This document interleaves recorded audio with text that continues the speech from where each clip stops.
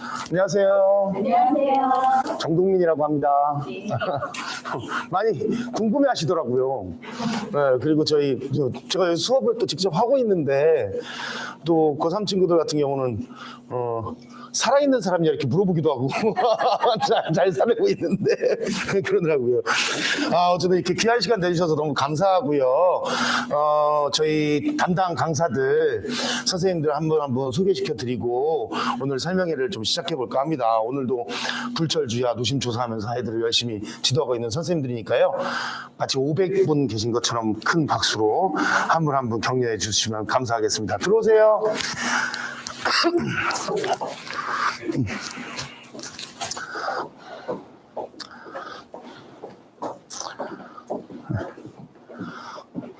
많이 상담 전화도 많이 하고 했을 겁니다. 오른쪽부터 한 분 한 분 소개해 드리도록 하겠습니다. 김나경 팀장입니다. 진현석 선생님입니다. 김준성 선생님입니다. 현석쌤이나 준성쌤은 저하고 가족이 아닙니다. 네, 하도 많이 물어보셔가지고 저희가 뭐 이렇다고 다 가족은 아니지 않습니까? 자, 하나하나 이제 설명을 드리도록 할게요. 뭐 지난번에도 말씀을 드렸었는데 이게 이제 저희 학원 굿즈예요. 학원 굿즈. 이제 에코백이고요. 여기다 이제 정동민 막 이렇게 써놓으면 되게 창피하시잖아요. 안 갖고 다니시고. 옆에 제가 조그맣게 있습니다. 근데 이것도 창피하시면 가위로 살짝 자르시면 됩니다. 그 안에 이제 담요하고 추워져가지고 온도 표시되는 텀블러하고 달력하고 이렇게 좀 넣어놨어요. 근데 오늘 2시에도 한 어머니께서 굿즈만 가져가시고 이 자료집을 놓고 가신 어머님이 계십니다.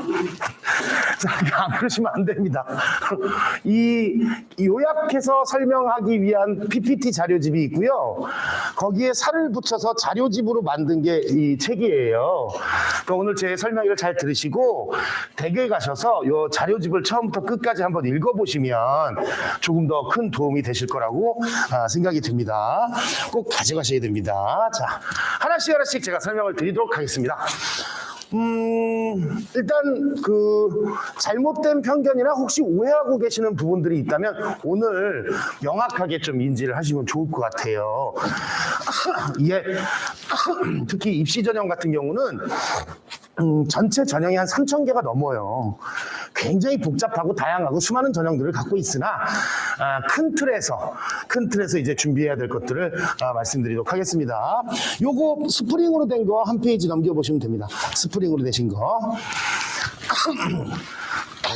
자, 보시면 크게 우리 친구들이 이제 수능을 볼 때까지, 입시를 치를 때까지 이제 2년 남았는데요. 지금 현재 고1이니까 크게 바뀌지는 않습니다. 오히려 지금 현재 중2 아이들, 이 친구들 혹시 동생 있나요? 중학교 2학년 밑으로요. 오늘 그냥 가지 마시고 이따가 제가 자료집 하나를 더 챙겨드릴게요. 고교 학점제에 관련된 거. 동생들은 여기는 고교 학점제라는 게 시행될 예정이기 때문에 그때 저도 아직 안 해봐가지고 그거는 따로 자료집을 제가 만들어놨어요. 이건 따로 챙겨드릴게요. 근데 지금 현재 우리 고1 친구들 같은 경우는 크게 수시와 정시의 큰 틀 계속 유지될 거라고 보입니다. 수시는 지금 현재 기준으로 해서 전체 인원 중에 62%를 선발을 합니다. 그리고 정시는 38% 정도를 선발을 하는데요. 올해같이 수능이 굉장히 어렵고 불수능일 때는 수시에서 선발 인원을 다 모집을 못하는 경우가 있어요.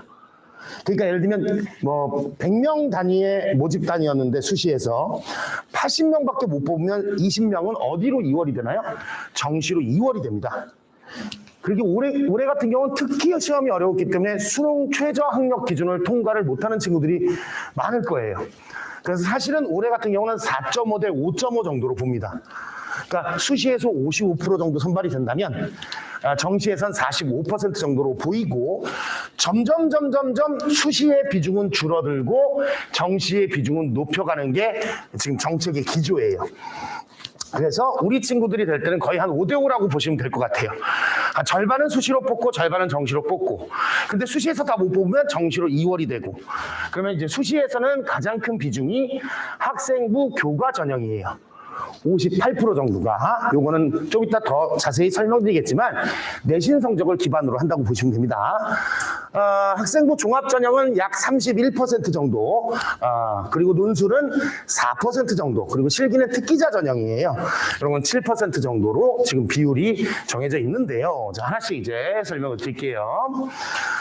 학생부 교과 전형은요, 다른 게 전혀 없이 그냥 오로지 내신 성적만 가지고 가는 겁니다. 학생부 내신 성적이 처음부터 끝까지 가장 우수한 친구들이 가는데, 여기서도 중요한 게 수능 최저 학력을 충족시켜야 하는 대학이 약 60%예요. 그러니까 그게 뭐냐면요, 학과별 계열별에 따라서 우리는 세 개 영역에서 2등급은 나와야 된다. 그럼 뭐 국수 0에서 2, 2가 나오든가, 아니면 1, 2, 2 이런 건 상관이 없겠죠. 최하가. 아니면 뭐 국어, 영어, 탐구에서 2등급이 나오든가. 잘 보셔야 되는 게, 우리는 세 개 영역에서 합 6이 나와야 됩니다. 라고 하면 1, 3, 2 이렇게 나와도 상관없어요. 합 6이니까. 그러니까 그거를 통과를 못하는 친구들이 종종 나옵니다. 그러니까 과천처럼 이렇게 아이들이 교육열이 높고 그리고 아이들이 학력 수준이 높은 경우는 웬만하면 내신 성적이 좋은 아이가 최저를 못 넘기는 경우는 드문데요. 고등학교가 과천에만 있는 게 아니고 이 상단 오지 벽지에도 있잖아요. 그럼 이제 전교 1등이긴 하나 학력 수준을 통과를 못해서 2월되는 경우도 있어요. 어쨌든 기본 베이스는 모든 전형에서 수능 최저 학력 기준은 통과했다는 걸 전제로 하는 경우가 대부분입니다. 60% 이상이. 그리고 이게 중요한 건데요. 교과별 반영 비율이 대학마다 달라요. 계열마다 다르고. 그러니까 예를 들면 수학 과목에 해당하는 걸 좀 더 반영하는, 반영 비중을 높게 설정하는 학교도 있고, 학과도 있고, 국어 과목에 해당하는 걸 좀 더 높게 설정하는 과목도 있어요. 계열도 있어요. 아니면 과학이나 사회 계열에 해당하는 과목을 좀 더 많이 반영하는 경우도 있어요.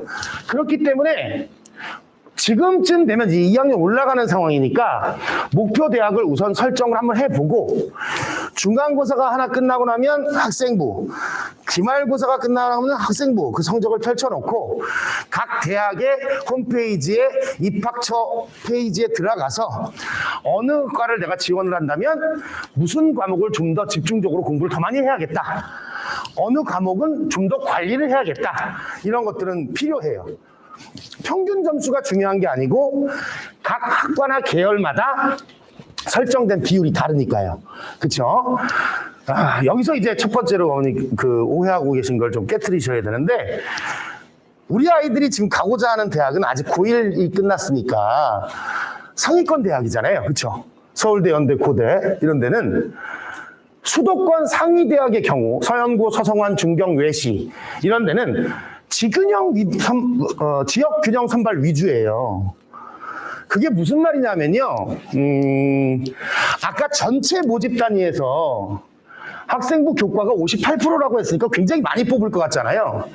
그건 전국 팔도에 있는 대학교 모든 걸 다 합쳤을 때의 이야기고요. 수도권 상위 대학의 경우는 지역 균형 선발이 뭐냐? 각 학교 전교 1, 2등만 뽑는 거예요. 쉽게 말하면. 그 학교에 그 아이 있잖아요, 왜 과천고에 걔, 과천일고에 걔, 중앙고에 그 아이, 그 있잖아요. 우리의 얼굴이 떠오르면 얼마나 좋겠습니까? 그죠? 그 중학교 때부터 아주 그 동네에서 유명한 그 아이 있어요.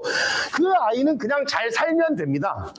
그럼 고3 때 학교장 추천서 받아서 전교 1, 2등 하는 애들이 여기에 가는 거예요. 그러면 우리 아이가 내신 3, 4등급이면 교과 전형을 못 쓰나요? 아니죠. 전국 팔도로 내려가면 됩니다. 일반고에서 3, 4등급 정도 나오면 학생부 교과 전형을 어딜 써야 되냐면은 이 지하철의 끝, 이 4호선 지하철이 천안까지 가거든요. 천안 밑으로 간다고 생각하시면 돼요. 일반고에서 3, 4등급의 내신으로 교과 전형을 만약에 쓴다면, 그러니까 얘는 최상위권 애들의 선자원을 확보하는 거예요. 수도권 상위 대학은. 그리고 나머지 대학들은 어쨌든 내신 성적 좋은 애들, 검증된 애들을 뽑으려고 하는 거예요. 그러니까 상위권 대학은 사실은 그렇게 많이 뽑진 않아요. 그렇다면 학생부 종합전형이라는 게 있겠지요. 이 학생부 종합전형도 마찬가지로 내신이 가장 중요합니다. 그리고 학생부 종합종, 이 학종이라고 하는 체제는요, 뭐 하지 말아라의 역사예요. 이거 빼라, 이거 빼라, 이거 하지 말아라, 이거 하지 마라. 우리 아이들 때는 자소서도 폐지될 가능성이 높아요. 근데 뭐 누굴 예를 들 수가 없으니까 제가 한번 저를 예를 들자면 저는 공부를 굉장히 잘했습니다. 제가 이루 말할 수 없이 뭐 지나가는 역사를 바꿀 수는 없으니까요. 제가 도곡국민학교 단대부중 나왔습니다. 한티역 아시나요? 대치동 한티역. 한티역 사거리가 제 고향이에요.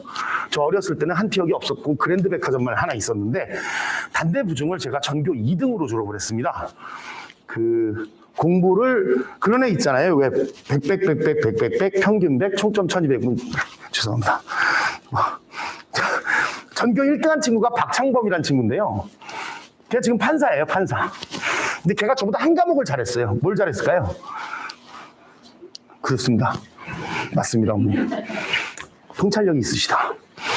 제가 어렸을 때부터 우량했기 때문에 실기는 어떻게 이렇게 극복이 안 되잖아요. 위인전기에 나오시는 분들이 하는 거예요. 그거는 제가 안 되더라고요. 근데 어쨌든 중학교 3학년 때 담임 선생님이 너는 서울과학고등학교를 갈래? 대원 외국어고등학교를 갈래? 이렇게 물어보시더라고요.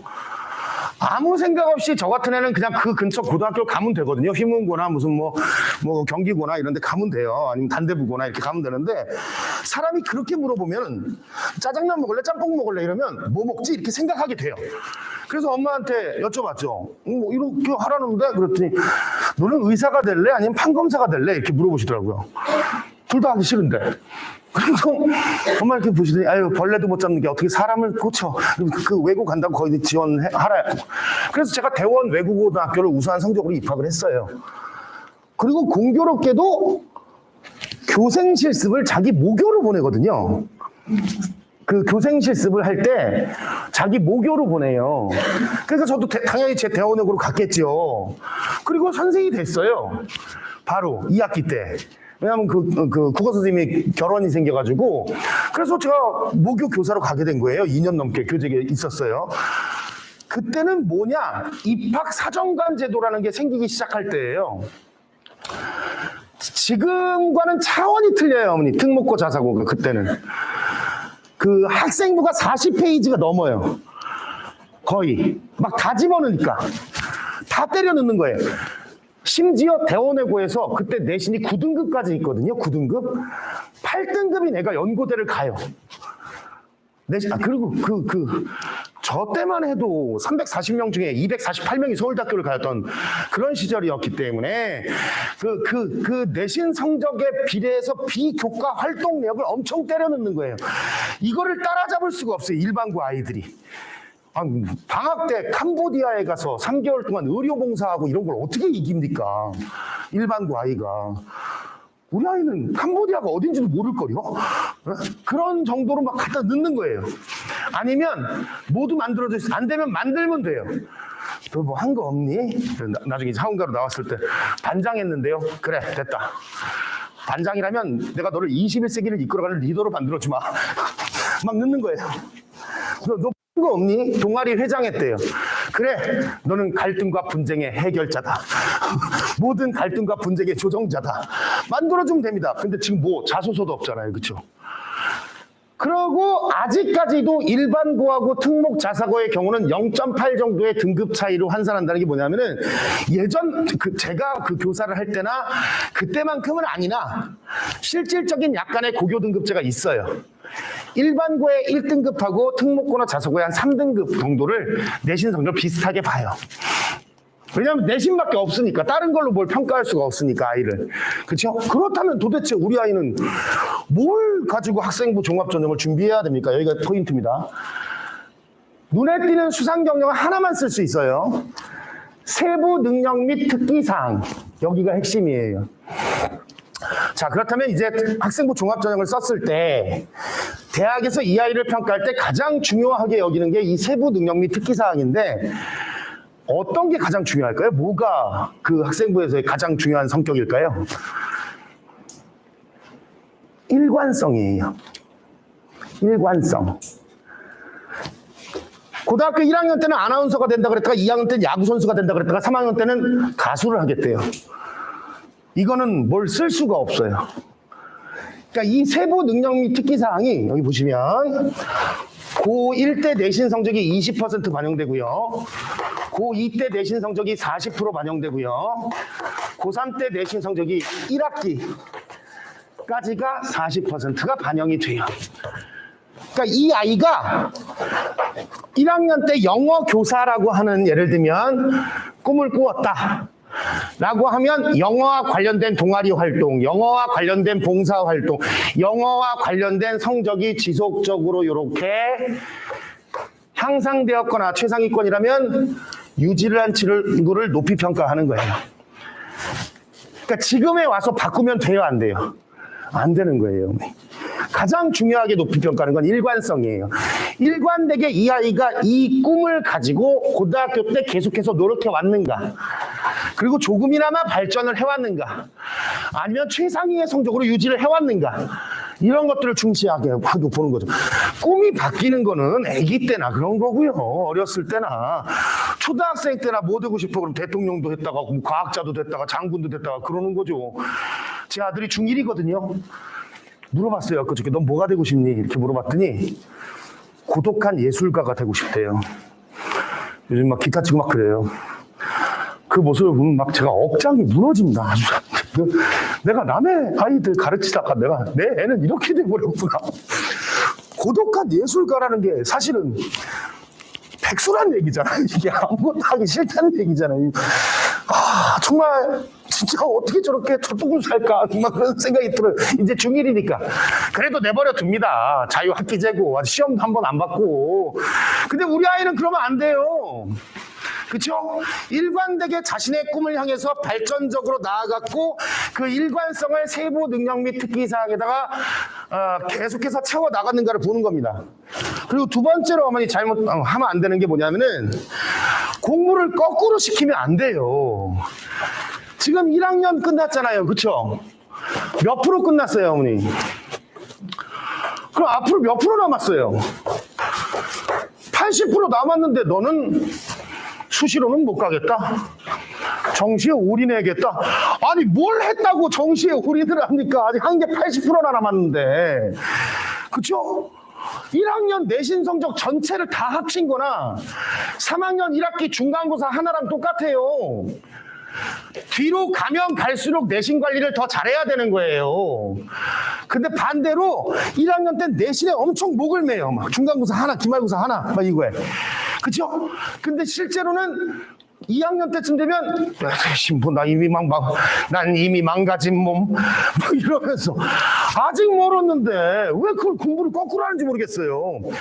만약에 1학년 때 성적이, 내신 성적이 좀 낮은 편이라면 격려해 주셔야죠.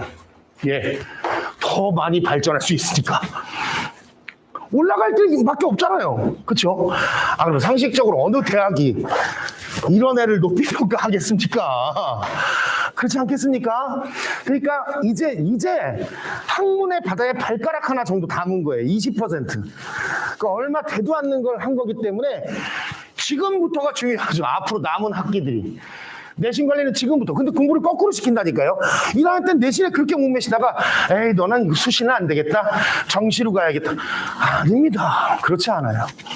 뒤에가 훨씬 더 반영 비중이 높아요. 수도권 상위 대학의 경우에는 전체 인원의 몇 퍼센트? 45%를 여기서 뽑습니다. 학생부 교과 전형은 많이 안 뽑고 지균형으로만 뽑고 몇 명씩. 전체 인원의 45%는 종합 전형으로 뽑는 거예요. 네, 선자원을 확보하기 위해서. 그 다음이 논술 전형입니다. 요거는 제가 좀 말씀드리기가 조심스러운 게, 논술 전형에 대해서 말씀을 드리면 너는 국어 논술학원 원장이니까 국어도 시키고 논술도 시키라고 그런 얘기 하는 거 아니냐? 안 해도 됩니다. 공부 잘하는 애들은 논술을 할 필요가 없거든요. 학생부 교과 전형 쓰고 종합 전형 쓰면 되거든요. 그렇죠? 논술 전형은요, 여기 보시면 내신이 3에서 6등급 되는 애들이 쓰는 전형이에요. 아까 제가 내신이 3, 4등급이면 어디로 가야 된다 그랬죠? 천안권까지 내려가야 된다 그랬죠. 그렇죠? 학생부 종합이든 교과든. 가기 싫잖아요, 거기를. 그럼 마지막 기회가 이거예요. 그리고 수도권 상위 대학에서 선발 인원의 약 20%는 아직 논술 전형으로 뽑아요. 전체 인원은 4%밖에 안 되지만 서영고, 서성한, 중경외시 같은 상위권 대학에서 20%는 논술 전형이 아직 남아 있어요. 그러니까 학생부 종합 전형으로 수시를 제일 많이 뽑고 그 다음이 논술 전형이고 그 다음에 교과 전형이에요. 어차피 학생부 교과 전형 안 되잖아요. 우리 아이가 전교 1등이 아니잖아요. 그렇죠? 그러면 학생부 종합 전형을 쓸 수가 없는 아이들은 이것밖에 안 남습니다. 상위권 대학도 지원이 가능하고. 근데 왜 안 쓰느냐? 과장된 경쟁률 때문에 두려워하는 거예요. 그렇죠? 논술 전형 뭐 로또인데 그게 되겠어? 80몇 대 1 그래요. 실제로. 뭐 78대 1 막 그래요. 근데 마찬가지로 뭘 충족해야 되나요? 수능 최저 학력 기준을 충족시켜야 돼요. 그럼 내신 3, 4등급 받는 아이가 수능 최저를 넘기는 경우가 많을까요? 안 되는 경우가 많을까요? 안 되는 경우가 되게 많습니다. 그쵸? 지난주 목요일에 수능 봤잖아요. 지난주 주말에 외대, 경희대 이런 데가 시험이었어요. 실제로 100명짜리 강의실에 들어가 보면 시험 보러 온 애들은 20, 30명이에요. 70% 이상은 수능을 최저를 가채점을 해보니까 안 되는 거예요. 안 와요. 그러니까 만약에 논술 전형에 지원을 하고 얘가 수능 최저를 넘겼다면 합격 가능성이 굉장히 높아진 거예요. 실제로는 못 넘기는 애들이 많으니까. 근데 문제가 뭐냐? 이걸 언제 오냐 하면요, 아이들이 이것도 이렇게 하면 안 되는 거예요. 3학년 1학기가 끝나고 와요. 내신이 다 끝나고 여름방학 때 하다 안 되니까 이제는 논술 전형을 쓰겠다고 오는 거예요. 3학년 여름에. 그럼 몇 개월 남냐 하면 3, 4개월 정도 남는 거거든요. 8, 9, 10, 11, 4개월 정도 남아요. 그렇게 해서 붙는 경우는 없어요. 19년 동안 글쓰기가 안 된 애가 어떻게 4개월 만에 완성이 됩니까? 이거 붙은 애 여기 과천고인데요. 작년에 일반고인데 4.8이에요. 내신이. 그럼 천안 밑으로 더 내려가야 됩니다. 모의고사 4244 봤던 애예요. 이거 재수 각이에요. 이런 애들은. 그렇죠? 그 과천 지역 졸업생 중에 50%가 재수를 합니다. 실제로 강남은 60%가 재수를 해요. 그러니까 이런 애들은 그냥 재수를 해야 되는 애인데 실제 수능에서 3233을 받아서 최저를 넘긴 거예요. 외대 갔어요. 4개월 하고? 아니죠. 아무리 늦게 와도 3학년 올라갈 때는 와야 돼요. 아니면 2학년 여름방학, 얘는 2학년 여름방학부터 했어요. 1, 2학년이 마치면 내신이 60%가 끝난 거잖아요. 1학년, 2학년 내신이 60%가 끝났는데 얘가 상위권으로 못 올라가 3, 4등급 정도라면 3학년 때 갑자기 전교 1등을 할 수는 없잖아요. 그럼 그 기존의 전교 1등 그 아이는 뭐 노나요?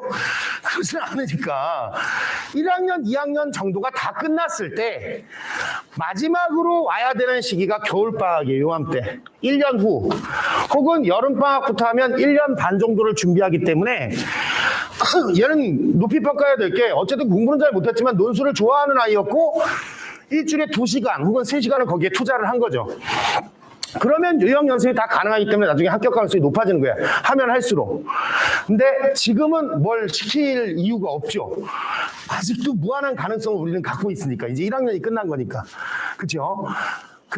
마지막에 예를 들면 뭐 파이널 때 논술 오고 뭐 파이널 논술 완성 이런 건 없는 겁니다. 그런 건 다 거짓말이에요.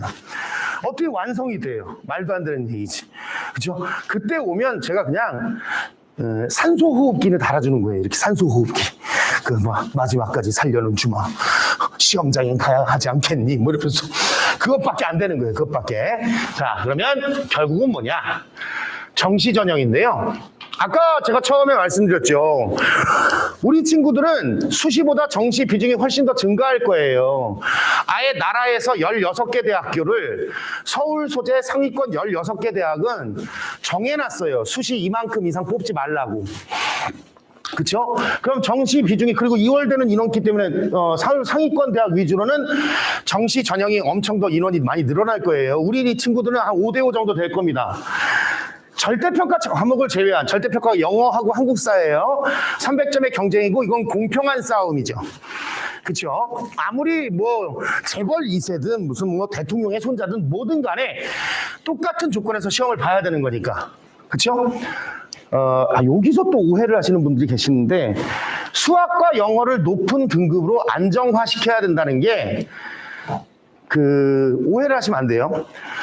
한번 여쭤볼게요. 이제 우리 고1 끝났잖아요. 그래서 우리 아이가 영어가 끝났나요? 그래서 중학교 때 고등 영어를 다 끝내셔야 된다면서요. 영어학원에서 그런 얘기 많이 할 텐데. 고1 정도까지는 어쨌든 그 수능 영어에 해당하는 걸 끝내야 된다고.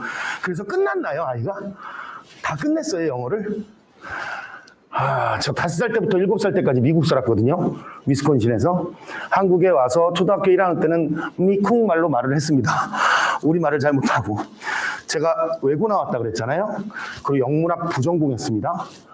그런데도 저는 아직도 영어가 어렵던데요. 그게 어떻게 완성이 되나요? 그게 어떻게 끝나나요? 그렇죠? 수학을 그래서 어렸을 때부터 우리가 그렇게 많이 했는데 얘가 끝났나요, 어머니? 이거 잘못 이해하셔가지고 뭐 선행학습 좋습니다.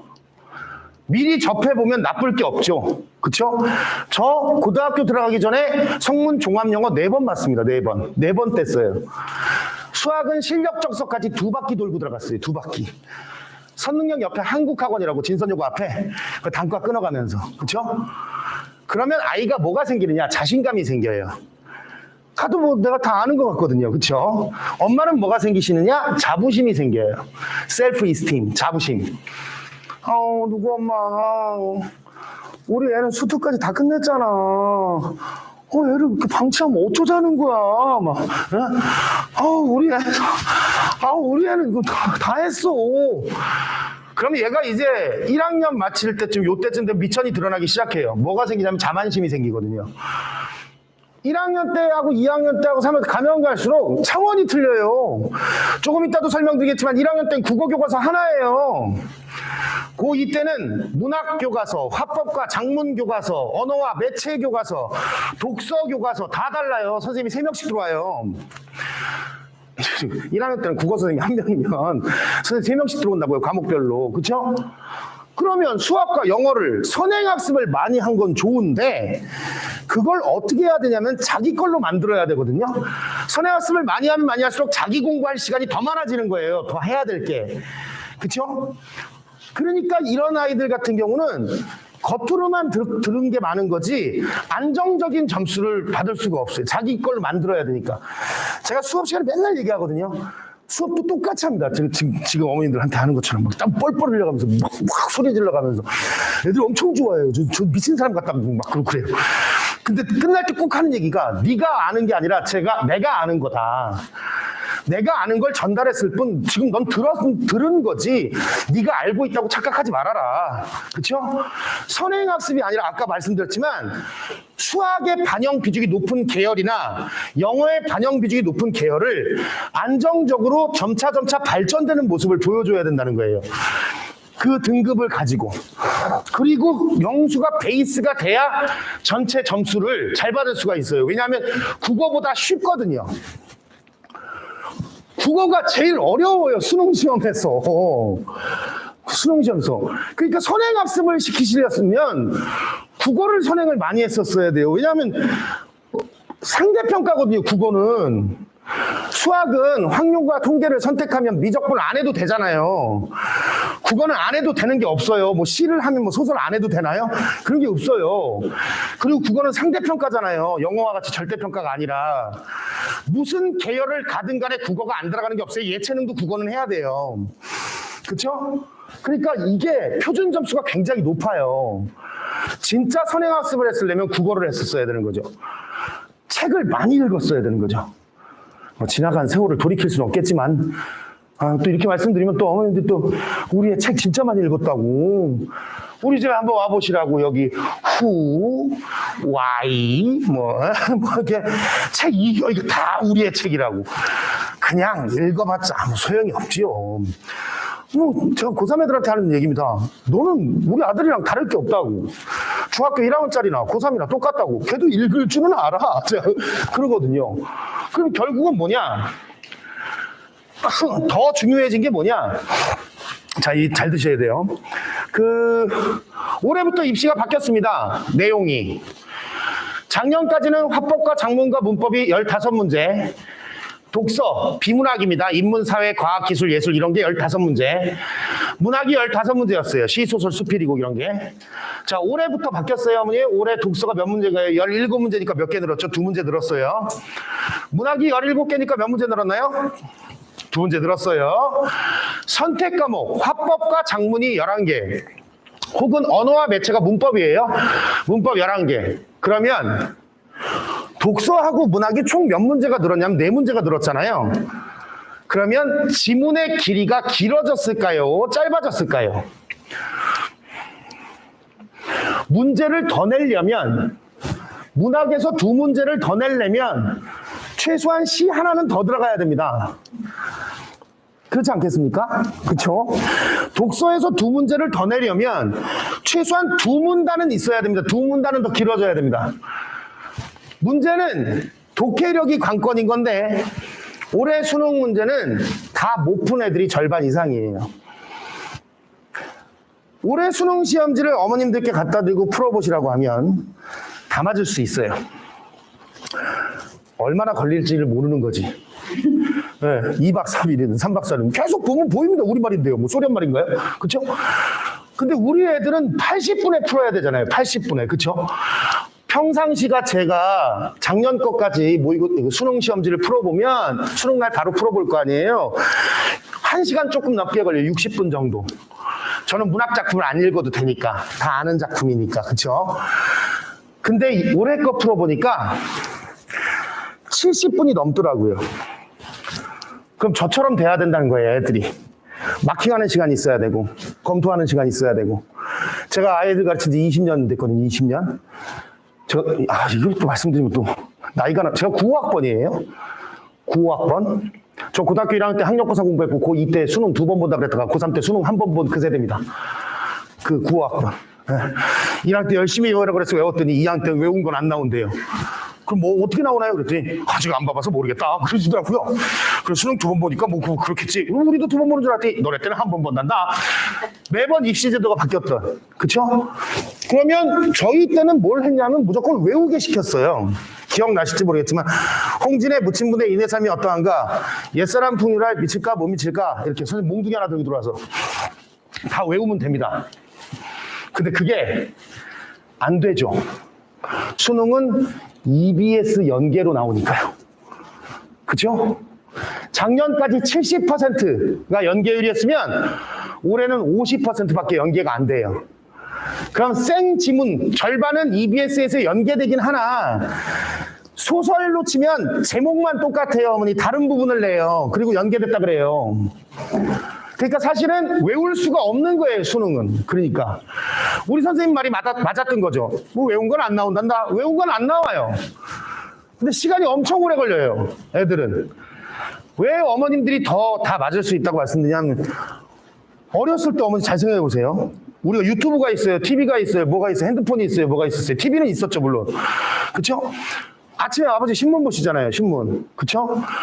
책을 읽고 싶으면 책꽂이에서 뽑으면 됩니다. 세계문학점지. 톨스토이 이렇게 써 있을 거예요, 아마. 그쵸? 우리는 활자 매체나 인쇄 매체를 통해서 자랐다면 우리 아이들은 영상 세대예요, 미디어 세대. 문해력이 떨어져요. 문해력이 떨어지니까 다른 과목에서 물어보는 문제도 해석을 잘 못해요. 시속 60km로 달려오는 자동차가 뭐 30km 가는 오토바이하고 서로 마주쳐서 지나갔을 때 그 말을 몰라요. 물어보는 말을. 그렇죠? 그래, 이런 식이에요. 게다가 수능은 또 이따구로 내요. 자, 보세요. 올해 수능 시험지인데요. 1등급 컷이 84점이에요. 화법과 작문 선택한 아이들은. 언어와 매체는 82점입니다. 옆에 표준 점수가 133점이란 것은 시험의 난이도에 따라 환산한 점수가 표준 점수인데 국어를 84점 정도 받았으면 수학 90점하고 맞먹습니다. 제가 아까 영어 수학은 안정적인 점수가 나와야 된다 그랬죠. 그렇죠? 영어는 90점 넘으면 되는 거고요. 그렇죠? 국어는 난이도가 높기 때문에 원점수에서 1점이라도 더 맞아야 되는 거예요. 그렇죠? 제가 한번 읽어볼게요. 이게 올해 나온 경제지문인데요. 전 국민을 경제학자로 만들 건지 왜 이렇게 경제지문을 하는지 모르겠어요. 심지어 제 친구 중에 권성택이라고요. 한국은행 다니는 친구가 있어요. 서울대 경제학과 나오고 독일 가서 박사까지 땄어요. 지금 싱가포르에 있는 데로 되게 출장 보내가지고 한국은행에서 제가 매년 경제지문 나오면 걔 보고 풀어보라 그러거든요. 걔만큼 전문가가 없으니까요. 그러면 야 정말 이거 애들이 이걸 읽고 푸냐 그런다고요. 그 경제 전문가도. 그래서 한번 읽어볼게요. 보기. 브레턴우즈 체제가 붕괴된 이후 두 차례의 석유 가격 급등을 겪으면서 기축통화국인 A국의 금리는 인상되었고 통화 공급은 감소했다. 여기에 A국 정부의 소득세 감면과 군비 증대는 A국의 금리를 인상시켰으며 높은 금리로 인해 대량으로 외국 자본이 유입되었다. A국은 이로 인한 상황을 해소하기 위해 국제적 합의를 주도하여 서로 교역을 하며 각기 다른 통화를 사용하는 세 국가 ABC는 외환 시장에 대한 개입을 합의했다. 이로 인해 A국 통화에 대한 B국 통화, C국 통화의 환율은 50%, 30% 하락했다. 그럼 제일 나쁜 거를 먼저 말씀드릴게요. 이렇게 나오면 이게 보기잖아요. 그럼 지문은 처음부터 끝까지 다 경제 원리에 해당하는 걸 설명을 해놨을 거 아니에요. 제일 나쁜 태도가 뭔지 아세요, 어머니? 버려요. 애가. 안 푼다고요. 이게 제일 나빠요. 포기하는 순간 끝나는 거예요. 근데 인간이 얼마나 얍삽하게 변하냐 하면은 나중에 시간이 없고 그러면 어차피 한 6개 틀려도 1등급이잖아요. 그쵸? 한 6개, 한 5-6개 틀려도 1등급이잖아요. 요런 거 하나씩 빼기 시작해요. 영어에선 뭐 빈칸 추론 같은 거 빼고, 수학에선 4점짜리 빼고, 던지기 시작해요. 그리고 담아주면 1등급이도 보고. 세상의 시험은 상대평가든 절대평가든 100점 맞으려고 보는 겁니다. 그래서 저희 가끔 가다가 과정평가 보면 1등한 친구한테 제가 아이패드 선물로 줍니다. 핸드폰 주고 막 1등한 친구한테. 어렵잖아요. 그렇죠? 2등한 친구는 따뜻한 격려 뭐 이런 걸 줍니다. 100점 맞으려고 보는 거고 1등 하려고 보는 게 시험이에요. 거긴 그 100점 맞으려고 노력했는데 한두 개 틀렸어요. 실수로. 그럼 1등급인 거예요. 90점 넘어야지. 그럼 몇 점 나오는지 아세요? 80점대 나와요. 80점 넘어야지. 그럼 70점대 나오고.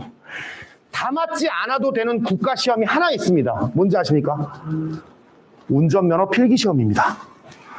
그건 1등하면 큰일 납니다. 일어나서 박수 쳐주기 때문에 되게 창피합니다. 그죠? 그거 빼고는 다 100점 맞으려고 보는 시험이에요. 이렇게 버리기 시작하면 공부를 덜 하기 시작해요. 이겨내질 못하고. 그리고 그 아이는 끝이 나중에 어떻게 되는 줄 아세요?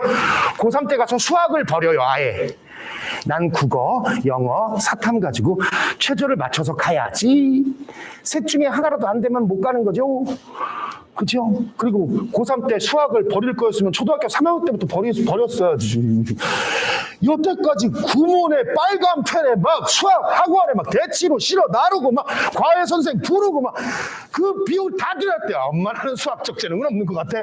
그걸 3학년 때 공부를 덜 해서 대학을 갈 수 있는 방법이 있다면 저한테 알려주세요. 해볼게요, 그렇게. 공부를 덜 해서 갈 수 있는 방법이 있나요? 없어요. 말도 안 되는 얘기예요. 그렇죠? 문제는 국어도 점차 절대평가가 되기 위해서 하고 있어요.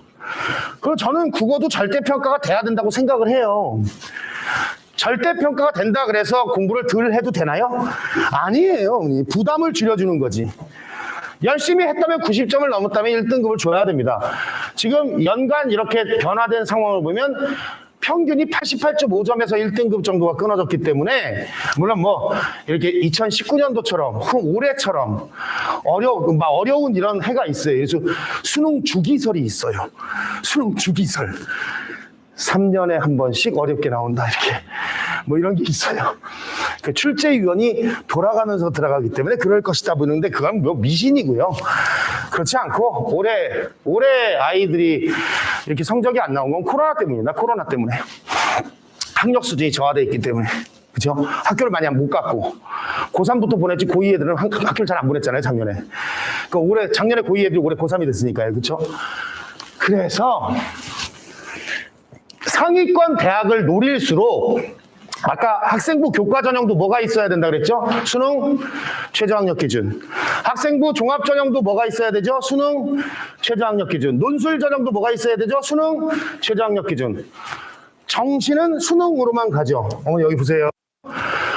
이제는 이렇게 살면 안 돼요. 고1 때까지는 우리 아이가 어떻게 살았냐 하면은 중간고사 한 3주 열심히 공부해요. 불타올랐어요. 와, 외우고 막 스터디 카페는 놀러 가는 거지. 왜 거기 가서 스터디를 하는지 모르겠어요. 독서실 가고 막, 그리고 중간고사 끝나면 세상이 끝난 것처럼 놀아요. 한 기말고사 한 3주 공부합니다, 또. 끝나잖아요? 그러면서 또 세상이 끝난 것처럼 놀아요. 어머니 좀 중간고사 끝나고 기말고사 끝나고 주말에 어디 좀 데리고 가지 마세요. 뭐 했다고 애가. 한 게 없더니 5% 했어요. 5%. 1학년 중간고사 하나 5%. 뭘 했다고 애가 무슨 나라를 구했습니까? 무슨 아니 세계평화 이바지를 했습니까? 도대체 걔는 왜 데리고 어딜 가시는 겁니까 도대체? 자 보세요. 평상시에 수능 공부를 계속 하는 거예요. 근데 내신 때 더 하는 거예요. 내신 공부를. 공부의 기본은 모든 전형에 수능이 들어가기 때문에 매일매일 수능 공부를 하는 건데 중간고사, 기말고사 때는 내신 범위를 더 공부하는 겁니다. 지금 여기 있는 모든 고등학교들은 수능형 문제로 중간고사, 기말고사를 냅니다. 교과서 범위만 가지고 내질 않아요. 외부 지문 같은 걸 막 집어넣지. 그렇게 된 지 오래됐어요. 학교 시험이 수능을 대비하기 위해서. 그쵸? 그러면 얘가 어때야 되냐면요. 기말고사 끝나잖아요, 이번에. 그러면 학교가 일찍 끝나잖아요. 그쵸? 오전에 시험을 보고 왔으니까. 그럼 바로 기말고사 끝난 날, 오늘은 일찍 끝났으니까 독서실 가서 수능 공부해야겠다. 그런 저력이 있어야 돼요. 기말고사 끝난 날 점심 먹고 한 30분 자고 나 오늘 독서실 가서 수능 공부해야지. 그래야 성공합니다. 왜 메인이 이거니까. 그래서 예전에는요 제가 기말고사 끝난 날 그 애들을 불렀어요. 피자 사준다고. 코로나 이전엔 그런 게 참 좋았어요. 야 1인 1피자 먹자. 그러면 애들 뭐 시험 끝나자마자 피자 사준다니까 좋죠. 막 와요 애들. 그러면 야 이왕 왔으니까 요거 하나만 풀고 먹자. 그러면 매번 당해요, 그거를. 왜냐하면 인간은 망각의 동물이기 때문에 야, 이왕 온 김에 모이고 하나 풀고 먹자. 선생님 어떻게 시험 보고 왔는데 피자 오는 시간이 있잖아. 피자를 지금 너가 뭘 먹을 줄 모르는데 내 맘대로 시키면 안 되잖아. 뭐 먹을 거임? 이렇게 물어본다고요. 그럼 피자를 구워야 될 거 아니야. 갖고 와야 될 거 아니야. 그럼 1시간은 걸린다고. 지금 18판 시켰잖아. 그 애들 또 납득을 해요. 그럼 뭐 할래? 우리가 여기 앉아서 그럼 뭘 할까? 학원인데 뭐 줄 것도 없잖아. 이거라도 하나씩 풀고 있어. 안 하니까. 그걸 아니까요. 근데 왜 기말고사 끝나고 뭘 페이지를 그렇게 가시는 거예요? 뭐 했다고 얘가. 아무것도 안 한 거라니까요. 기말고사 끝나고 바로 독서실 갈 수 있는 저력이 있으면 이 아이는 성공합니다. 수능 공부를 메인으로 하되 내신을 더 하는 거예요. 왜냐? 다양한 문학 작품을 통해서 막 연계되는 것들이 나오거든요. 시험 범위에 효와 관련된 시조가 있으면 시험 범위 없는 작품이 막 나옵니다. 그래서 그걸 독서도 마찬가지로 올해 수능에 아까 경제지문도 어려웠지만 해겔의 변증법이 나왔어요. 정반합. 어렵나요? 정반합, 짜장면, 짬뽕, 짬짜면. 그게 변증법이에요. 그것과 관련된 게 엄청 많이 나왔었거든요, 수능에. 그 아이가 공부를 잘하려면 뭐가 있으면 되느냐? 통찰력이 있으면 됩니다. 인사이트. 학원에서 가르쳐주지 않아도 본인이 스스로 찾아서 연계시킬 수 있으면 학원을 뭐 하려고 와요? 혼자 잘하는데. 근데 그게 어렵죠. 오래 걸리고. 그러니까 공부에 있어서 통찰력이라고 하는 거는 그러니까 쉽게 말씀드리면 정석책을 펼치지 않고도 첫 단원부터 마지막 단원까지 뭐가 있는지를 알고 있으면 되는 거예요. 자기가 하고 있는 공부에 대한 처음과 끝을 알고 있는 거죠. 그런 애들은 학원을 다닐 필요가 없어요. 스스로 알아서 찾아서 연계를 막 시키니까. 그쵸? 근데 그러기엔 오래 걸리죠. 시간이. 그렇게 하면 공부를 하면 좋은데 자꾸 찾아야 되는 시간도 필요하고 진짜 그게 나올지 안 나올지 모르니까 자기 확신도 필요하고 그래서 그걸 도와주는 게 학원입니다. 학원에서는 저희 교재에서는 다 나오니까 연계되면 다 주고. 그쵸? 아니면 뭐가 있으면 되냐면 공부를 잘하기 위해서 통찰력이 없다면 탤런트가 있으면 됩니다. 재능. 그건 없으니까 넘어가겠습니다. 그건 드뭅니다. 그런 아이들은 1년에 1명 정도 보는데요. 와서 모의고사, 저희가 주어진 시간 내에 시험을 운영하는 연습, 겨울방학 때 모의고사 클리닉 하거든요. 와서 본 수업 시간 이외에 와서 모의고사 보고 개별 클리닉을 받아요. 성적표도 매주 드리고. 그러면 가끔 가다가 1년에 한두 명 정도 보는 애들이 있는데 그냥 이렇게 쳐다보고 있어요. 하기 싫으냐? 하기 싫으면 그냥 가라 너. 이러고 있지 말고. 다 풀었는데요. 최종 뭐 안 틀렸어요. 하나도 못 틀리고. 타고난 거죠, 그런 애들은. 그냥 재수없는 겁니다. 뭐 드릴 말씀이 없네요. 그런 애들이 있어요. 이걸 우리가 훈련을 해야 돼요, 그래서. 그리고 성적표 매주 나갑니다, 어머니. 그 모의고사 클리닉 하면 저희가 성적표를 매주 드리는데 어저께 예비고일도 2주 정도 했었는데 안 받으셨다는 거예요. 어머니 지금 핸드폰으로 제가 80T 문자 하나 보내드렸어요. 보셨나요? 어머니 수업에 집중 안 하시고 핸드폰을 보시면 어떡합니까? 제가 말씀드리기 전에 알고 있다는 건 핸드폰을 보셨다는 건데. 네? 애들도 그러는데 그 수업 시간에 집중을 못 하시고 핸드폰을 보십니까? 자, 문자를 보시면 80T 문자 보이시나요? 그 잘 가는지 제가 테스트 한번 해보려고. 모바일로 쏴드릴게요, 어머니, 성적표를. 성적표를 모의고사를 보고 클리닉하는 성적표를 출력을 해서 애들한테 봉투에 넣어서 보냈더니 안 보여주는 거죠, 엄마를. 모바일로 이렇게 쏘면 보시면 되잖아요. 이렇게 확대해가지고 보시면 되잖아요. 그렇죠? 훈련해야 돼요, 이거는.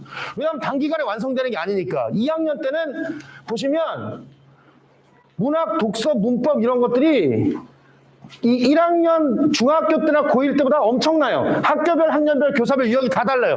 화법 선생님 따로, 독서 선생님 따로, 문학 선생님 다 2학년 때 그래요. 이제 공부의 양이 엄청 늘어나요. 범위에 따라 유형이 결정되는 경우도 있고. 그래서 제가 내신 때 선생님 숨소리 거칠어진 것도 적으라 그럽니다. 갑, 오브, 갑은 학교 선생님이니까. 그때 표정이 변했다. 그런 것도 적어, 임마. 다 체크해놔. 그랬어요. 왜?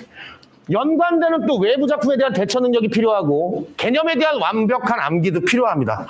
이건 학원에서 다 도움을 줄 거예요. 고교 학점제는 제가 책 따로 드릴게요, 어머니. 과천여고, 과천고가 적어하는데 당장에 큰 변화는 없을 거예요. 지금 현재 고1 친구들은. 현재 중2 학생들부터 적용되는 거예요. 그래서 이제 내신과 관련된 거를 또 이제 설명을 드릴 건데요. 김나경 팀장이 이제 학교별 내신의 특징 같은 것들을 이제 설명을 드릴 거예요. 고2 때. 고1하고는 달라지는. 그거 잠깐 모셔다가 제가 설명을 드리도록 할게요. 다 했어요, 어머니. 조금만 참으세요. 피곤하시더라도 지금 주무시면 애가 수능날 잡니다. 안녕하세요. 김나경이라고 합니다. 저는 이제 고등부 2학년 현재 내신 경향을 소개를 드릴 건데요. 제가 여기 참석자 어머님들 명단 보니까 대부분 외고랑 중앙고 어머님들이시더라고요. 그래서 앞쪽에 과천고랑 여고는 제가 빼고 진행을 할게요. 혹시 뭐 이후에 여고나 과천고나 혹은 다른 지역도 저희가 아는 선에서는 답변해 드릴 수 있으니까 혹시 궁금하신 사항 있으시면 이따 끝나고 질의응답을 진행하도록 하겠습니다. 그래서 중앙고등학교 먼저 진행을 해보도록 할게요. 뒤쪽에 넘기시면 아예 중앙고 페이지가 아마 따로 있을 거예요. 네, 그래서 중앙고 먼저 설명을 드리면은 우리 중앙고 친구들 올해 굉장히 많이 고생했거든요. 지금 학교 선생님께서 이제 1학년 선생님이 매년 교체가 되고 있는 상황이에요. 그러니까 선생님이 두 분이세요. A 선생님, B 선생님에서 두 분이신데 한 분은 계속해서 문법을 가르치시는데 한 분은 작년 같은 경우는 문학을 하셨다가 올해는 지금 비문학을 하면서 교과서 사용이 거의 없었어요. 그래서 사실상 올해 중앙고 친구들은 지금 문학을 거의 하지 않았고 시험 범위 자체에는 비문학이랑 문법만 들어갔다라고 생각을 하시면 되세요. 그런 상태에서 중앙고 학생들 보시면은 2학년은 1학기는 문학으로만 100%가 들어갈 거고요. 2학기는 언어와 매체라고 해서 문법이 이제 100%가 들어가게 돼요. 그래서 이 중앙고 2학년 같은 경우는 과천 지역에서 다른 학교에 비해 시험 범위가 굉장히 많은 학교예요. 네, 다른 학교보다. 그래서 중앙고 2학년 친구들이 내신 대비할 때 저한테 하는 얘기가 뭐냐면은 이 주변에서 시험 범위가 좀 가장 적은 학교로 치면 과천 외고가 시험 범위가 제일 적어요. 과천 외고 친구들이 한 시험당 보통 작품 6개 정도를 진행할 때 중앙고는 15개에서 20개 정도를 진행을 하거든요. 그럼 학생들이 한 주에 와서 배워야 할 문학 작품이 거의 4개, 3개 정도 되니까 마지막에 되는 친구들이 하는 얘기가 선생님 복습할 시간이 너무 부족해요. 정리가 너무 힘든 것 같아요 라고 많이 얘기를 해요. 그래서 보시면은 중앙고, 이게 올해 제가 이제 2학년 학생들 진행했던 시험범인데요. 보시면 일단 교과서 문학 작품은 12개, 14개라고 들어가는데 보시면 사실 시만 들어가면 시간 자체가 많이 들어가진 않거든요. 근데 막 소설이 8, 중간고사 4편, 기말고사 때 8편 이라고 하면 소설 분량도 상당하고요. 그 다음에 추가적으로 봤을 때 학교 프린트라면서 문학작품 다수라고 되어 있는데 이 문학작품 프린트를 학교 선생님이 수업을 진행을 하시는 건 아니고 너희가 참고해서 봐. 이게 시험 문제에 나올 거야 라면서 주시는 작품 개수가 한 20개에서 30개 정도 돼요.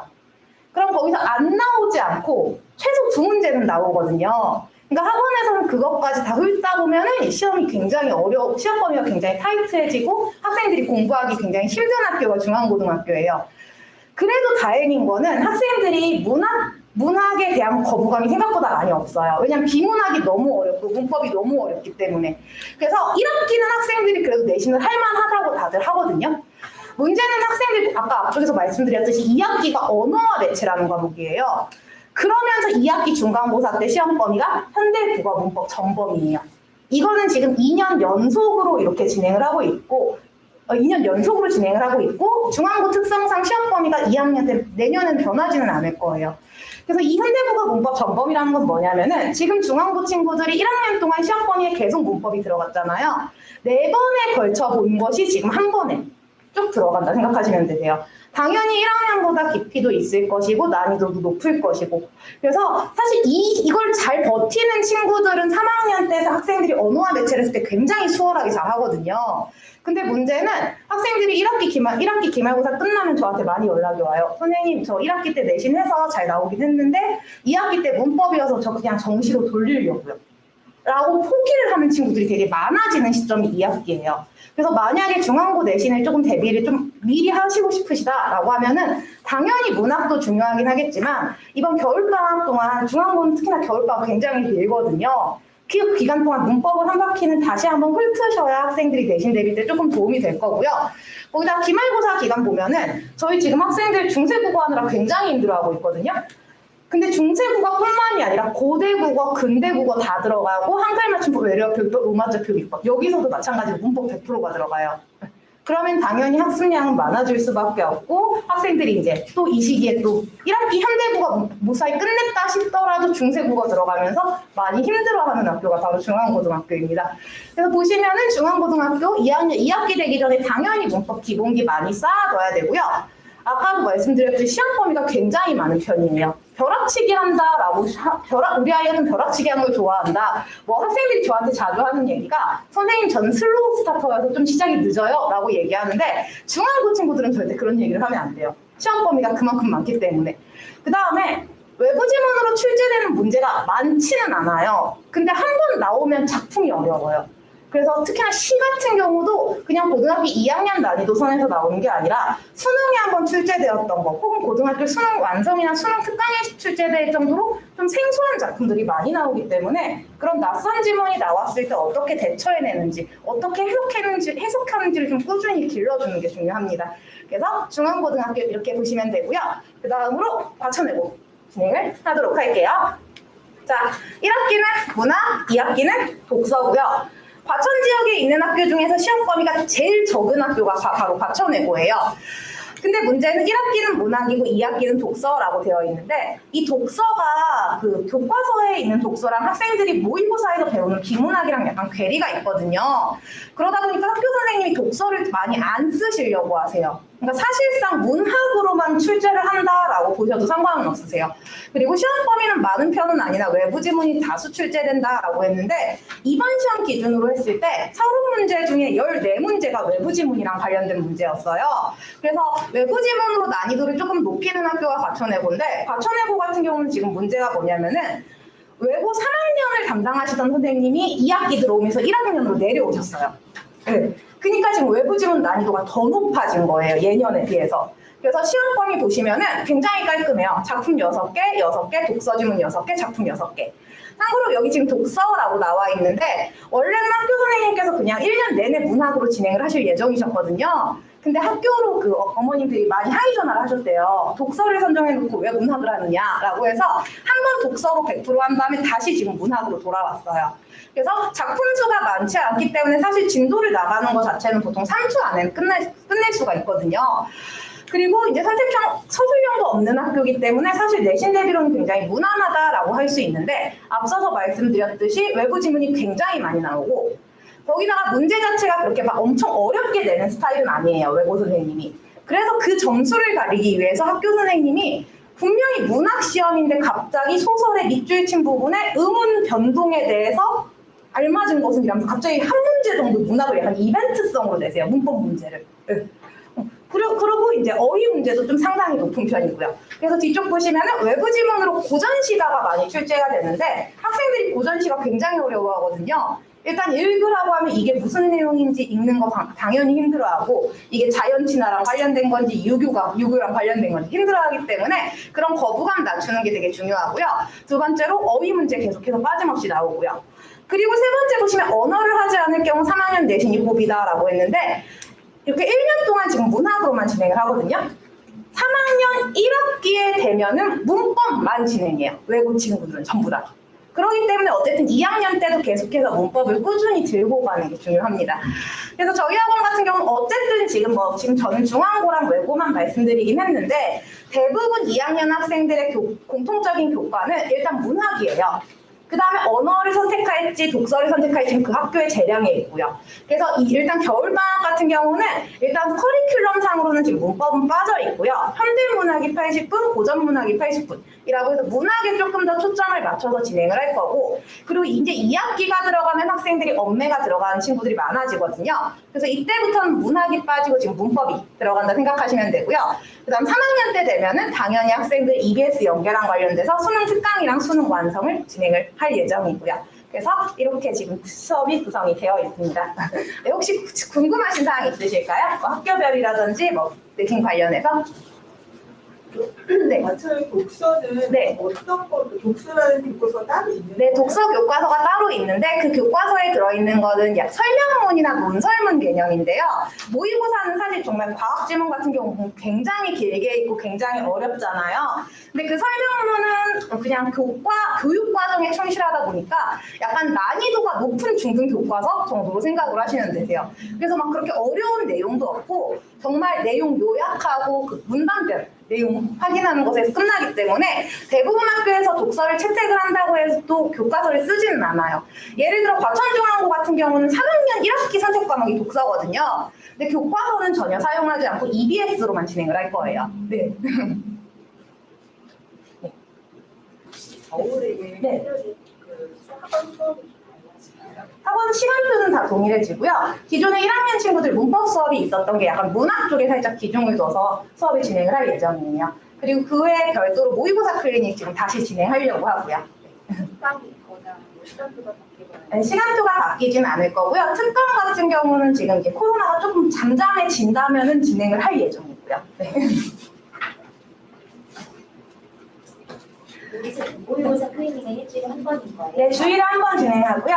이제 학생들 보통 국어학원 수업이 주말에 있거든요. 그럼 이제 평일 중에 저희가 낮에 학생들이 좀 여유가 있어서 한 번 불러서 클리닉을 진행을 할 예정이에요. 네.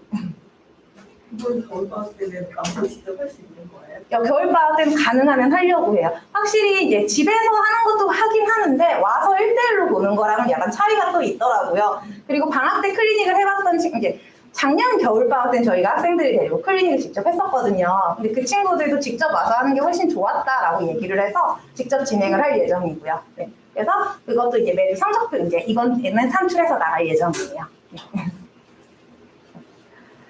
그럼 더 이상 질문 없으시면 저는 이제 문 밖에서 대기하고 있을 거거든요. 그래서 이제 혹시 질문 있으시면 밖으로 나와서 해주시면 되고요. 마지막으로 정동민 대표님께서 다시 마무리 해주신다고 하셔서 조금만 기다려주세요. 감사합니다.